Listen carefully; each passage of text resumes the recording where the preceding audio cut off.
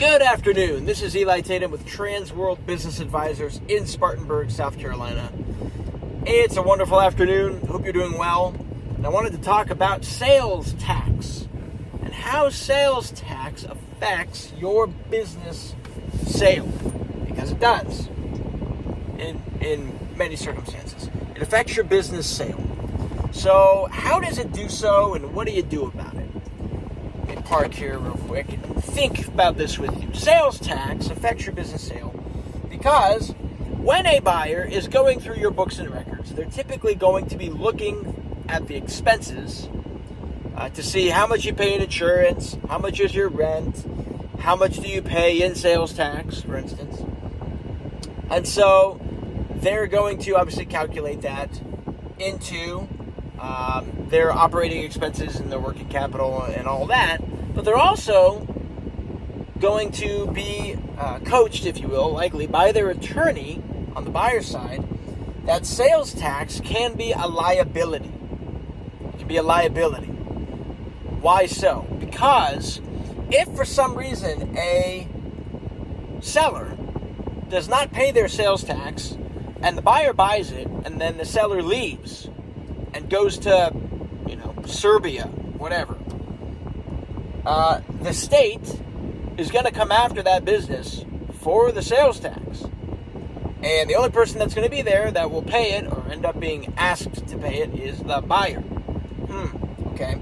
How do you mitigate that? Good question. So when an attorney on the buyer's side is working with his client on a business sale, that attorney is likely going to request from the seller's attorney and the seller a sales tax compliance certificate from the state of South Carolina. What does that mean? That means they're going to contact the Department of Revenue or have the seller's side and party contact the Department of Revenue and ask for a sales tax compliance certificate for the business. What does that mean? It means that the state is verifying that the seller is up to date on paying sales tax. And there might be some other taxes, frankly, involved with that they're going to mention, okay? So, one of two things is going to happen when the sales tax compliance certificate is requested. One, the state's going to come back and say, yes, you're compliant, here's your certificate. Or, two, no, you're not compliant, and here is what you need to do in order to then get your certificate. So what you'll need to do is you'll need to submit whatever payment or whatever documents are needed for the state, and then you will have to let them know and notify them, hey, I submitted this stuff, it's all done, can I get my certificate now? And then they will send it if you're compliant. That is then given to the buyer's attorney, who then says to his client, hey, the business is clear on the sales tax side of things. There might be some other things they're going to check, which I'll talk about in another video. But the sales tax compliance certificate is important.